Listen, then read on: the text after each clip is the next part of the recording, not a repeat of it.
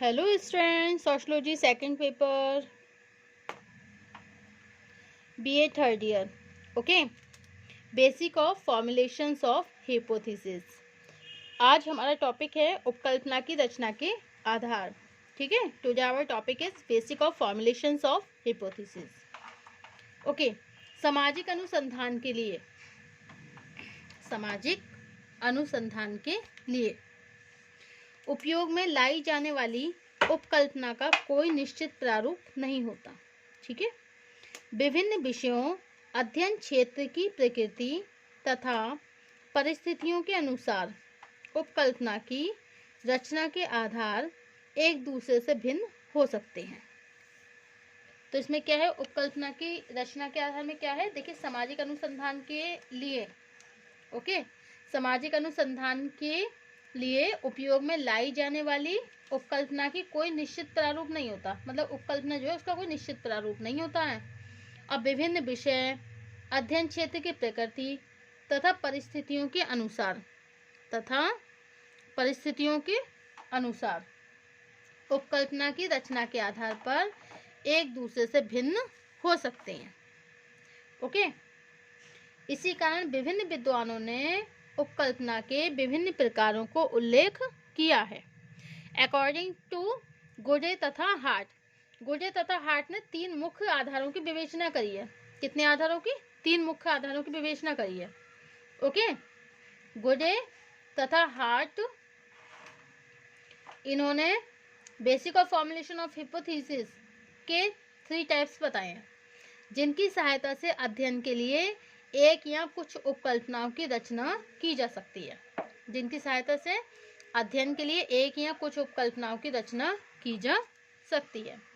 Okay, जैसे उपकल्पना की अवधारणा को देखिए, उपकल्पना की अवधारणा को समझने के साथ साथ ये भी ध्यान देना जरूरी है कि उपकल्पना की रचना अथवा इसका निर्माण वह सबसे महत्वपूर्ण आधार है जिस पर किसी सामाजिक अनुसंधान की सफलता भी निर्भर करती है।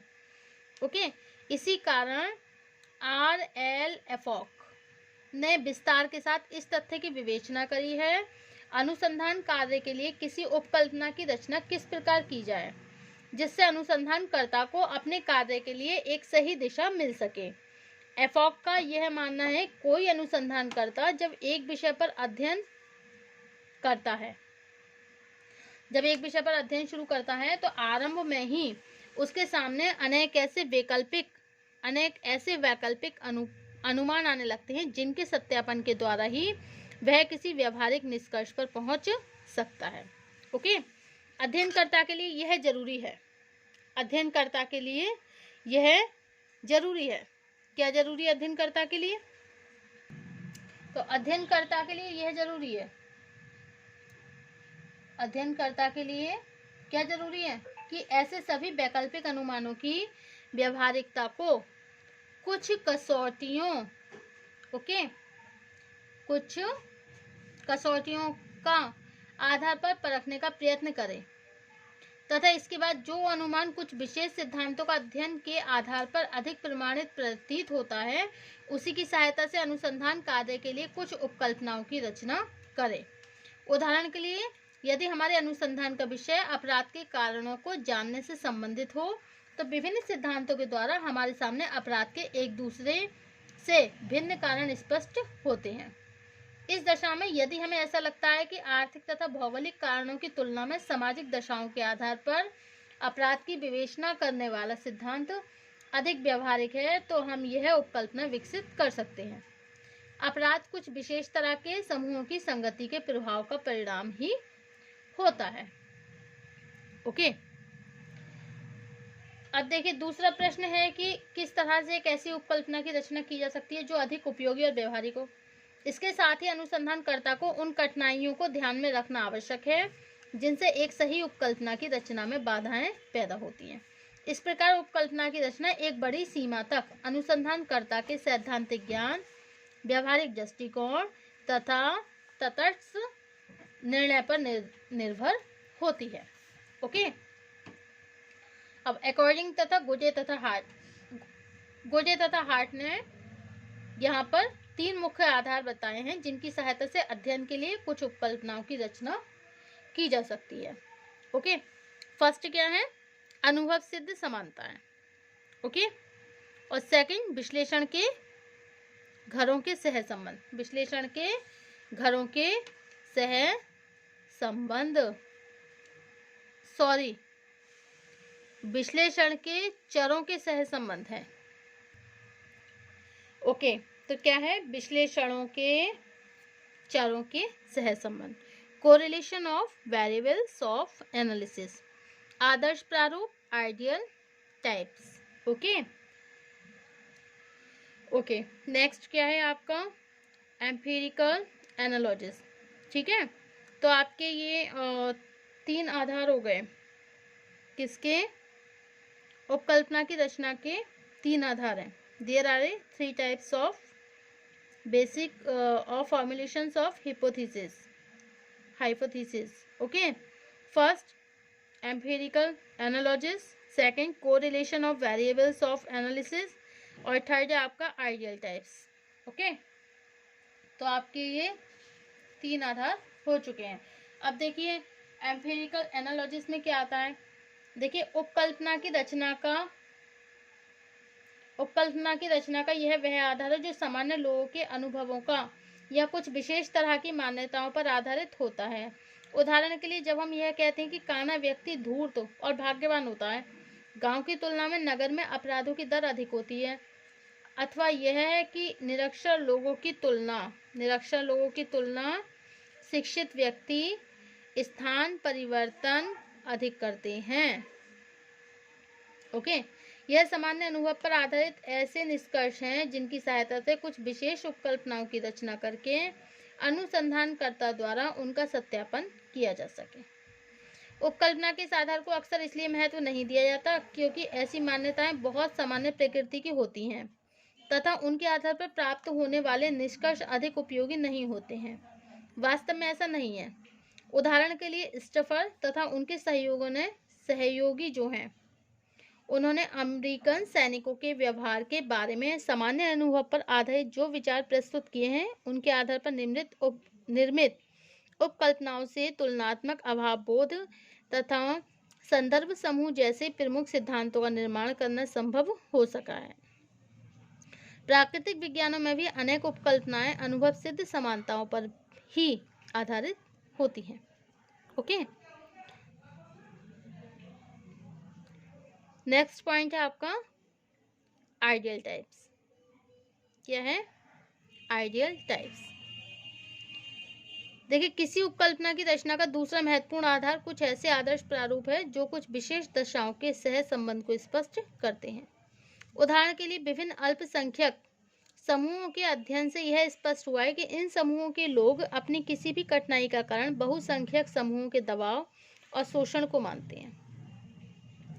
यह एक ऐसी दशा है जो पूरी तरह काल्पनिक भी हो सकती है और प्रमाणिक भी, लेकिन इसे केवल अनुसंधान कार्य के द्वारा ही जाना जाता है।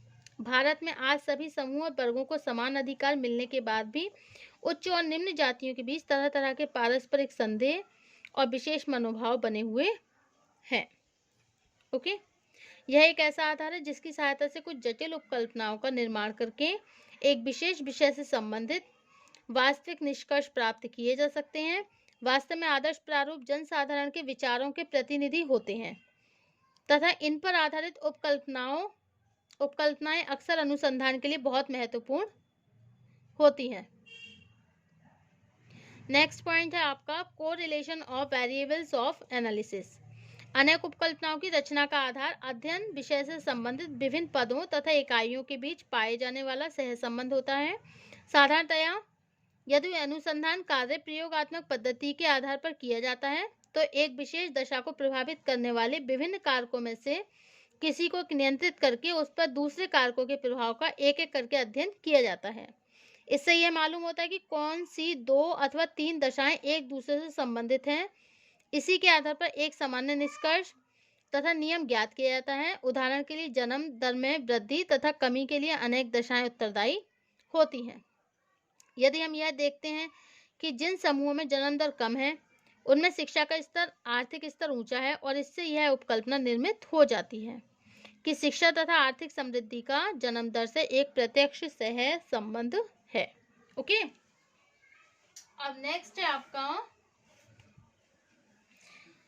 उपकल्पना की रचना के स्रोत, source of formulation of hypothesis. Okay, अब नेक्स्ट पॉइंट है आपका उपकल्पना की रचना के स्रोत, source of formulations of hypothesis.